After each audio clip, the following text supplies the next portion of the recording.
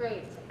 So start off just by telling me how you feel now that we are opening up vaccinations to everybody who actually is eligible now. So I think it's great. You can see right here, I'm wearing my I'm vaccinated wristband. Mr. Mouton and our viral and the Chancellor's office ordered these for everyone. It's been fantastic. So I think it's great they're opening vaccines to everyone in the state of Louisiana that's appropriate of age, 16 and older for the Pfizer vaccine, and 18 and older for the Johnson & Johnson and the Moderna vaccine. So I think it's fantastic, and I know that, you know, getting vaccine shots in arms, as they say, is the way out of this pandemic. And today I'm really focusing on the younger group of people that is still yet to be vaccinated. And so I want you to kind of talk to me about why you think there is some hesitancy in general on why people haven't gotten vaccinated yet. So vaccines as an entity really are one of the, along with sanitation in the 20th and 21st century, really are one of the greatest sort of medical advancements to improve human health. And I guess people just don't quite understand all the things that go into vaccines, but they have been for getting rid of smallpox. My uncle was involved with Jonas Salk and the polio vaccine, and these are seminal vaccines to really remove horrible pathogens from, you know, the human population. And I think we haven't seen that until this pandemic now, that now everyone is involved with the pandemic, you know, that before the smallpox, measles, mumps, all these other, you know, dangerous viruses, we haven't seen those. Most of us, myself included, haven't seen these circulating in a population where you had to be really careful. And so I think we're always, as humans, worried about new things. But I can tell you the vaccines are 100% safe as far as everything we've tested. There's been more than 100 million shots around the world put in. This is the most ever really in a short amount of time for a vaccine. They're very highly efficacious. We're seeing most of them around 90%. I realize some slightly up or down, but roughly. And so they're really very, very effective. I think to answer your question, it's easy, the older you are, to have appreciated vaccines. You have children, if you do, you vaccinate your children. If you're older, you have seen the flu and you've seen that. I think it's the group in between that, you know, when I was younger, you think you're immortal. You don't worry about sleep. You don't worry about your health. I mean, I know people jog in that, but you don't worry about fatty foods and things. And I think it's just all wrapped into that. You know, there's nothing inherent in the vaccine that's unsafe for you, for me, or anyone else. And I think it's just really a matter of, you know, for me, getting the word out. Dr. Van Cherry, who's been doing a lot, he's been in the news all the time. So many other people you've heard at the medical school, numerous administration people from the Chancellor, Vice Chancellor, many other people have given interviews talking about the importance of vaccination. So, and I think that's really the word we want to get out. And now that we have reached this space where people are starting to feel like we can get back to this new normal, what do you want people to know about the vaccine in terms of once you get it? Like, what do you want people to know? So, depends on your vaccine. So I got the Pfizer vaccine. It's a 2-shot vaccine. And really, about 2 weeks after the second shot, you're considered, as far as immunologically, good to go. That does not mean you should skip the mask here. You should continue wearing a mask. But being vaccinated protects me as the person vaccinated, but it also protects you, protects my family.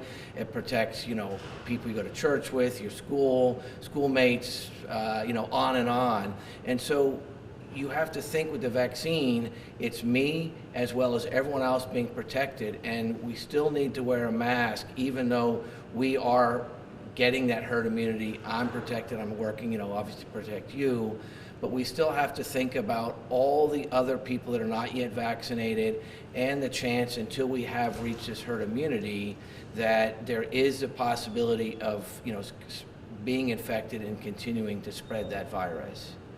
At this point, is there any more research in terms of the effectiveness when it comes to the new variants?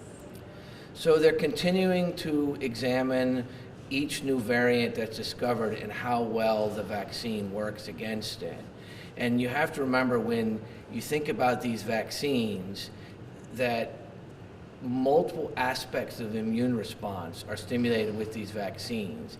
And so each of these variants you will still be protected from, because there's many different arms of the immune response. The way I like to think about it with the antibodies, at least, if you grab a ball, you have 10 fingers touching the ball. Even if 2 or 3 of them don't work because of the variant, there's still, in this example, 7 fingers touching the ball, and those 7 still work. Plus, there's a whole other arm of the immune response, what you hear in the news, these T cells, and they're also extremely important, and they also work. And so there's no evidence yet that any of the variants can completely evade any of the vaccinations that are being given. It's possible that a vaccinated person could become sick, but there's no evidence that there's any hospitalizations or fatalities amongst those vaccinated people. And that's really a critical thing to think about, is that it's preventing, unnecessary severe illness, hospitalizations, and deaths. And that is obviously great news as far as, humanity. So. And I'm glad that you brought that up, because that's something that I wanted to touch on as well, is the fact that it's still possible to get COVID even if you've been vaccinated, right? It's just your chances of more severe is lesser. Correct. So by being vaccinated, what we know currently from thousands of people that have been in these studies is that there's a diminution of the ability to get infected. So some of the studies show up to 90% of people who were vaccinated did not get infected, while 10% did. But every single vaccine we get, there's a chance of what they call these breakthroughs. Whether it's the chicken pox, the varicella vaccine against varicella zoster, or any other vaccines, you can have breakthroughs. But what that vaccine does for you, it prevents severe disease. And so all the breakthroughs that they've reported, these people either had no symptoms and were caught because they were part of a study, weekly testing, and they showed some virus, but they didn't show really any symptoms as far as the classic, what we think of, a cold or flu-like symptoms, that for the mild to more severe type symptoms, and none of them, to my knowledge, or at least if there's any that have been reported, is very minimal, had any real severe cases of COVID. And I know that the AstraZeneca vaccine has been administered in other parts of the world. In terms of the U.S., I guess, what do you think about it coming to the U.S. and potentially being administered here? So, the more vaccines that we have potentially available to use in the U.S. means the more shots we can have in arms. And so I think at this point the goal is to get, maximum number of shots that we can get in people. We can get ourselves, our families, our church parishioners, school teachers, doctors, lawyers, everybody vaccinated, the better off we are. So when there's a bottleneck in the number of vaccines available, any new ones coming in to relieve that bottleneck and to get additional vaccines out to the public will be a benefit. Cool. My very last question is, I know that now they are doing trials on children and infants, and potentially getting vaccines for very young people. So what's your opinion on that? Do you have any idea in terms of like a timeline at all? So you're correct. They started with 18 and older. In fact, I was in the Pfizer clinical trial. They went to the 16 and 18. My 17-year-old daughter has one of these as well. She was vaccinated in the fall as part of the 16 to 18. My other daughter, I was going to have her vaccinated for 13 to 15. So what I'm telling you is I believe very strongly in vaccinating children, from the young adults to the youngsters down to as low as we can get the vaccines approved for. So currently, they did the 13 to 15 trial, and that was in the fall. I don't know when that will be approved. I believe they are starting 5 or 6 to 12 soon, maybe spring, early summer is what the timeline is, and my guess is they're going to want to have, then go, once that's successful, from 4 down and test that. And obviously, in a perfect world, you'd be able to give it to, as early as you could give it to an infant. So some vaccines in infants are a few weeks to months. Some, happen at a year old. And so somewhere in that range, you would hopefully would have an approved vaccine. But I'm guessing that the younger you go, the longer it will take to get approval. And I know that for our not middle age, but like our younger group, so like early 20s, that age group, we've got like spring breakers and college students. So why is it important, and from that lens, that these people are getting vaccinated?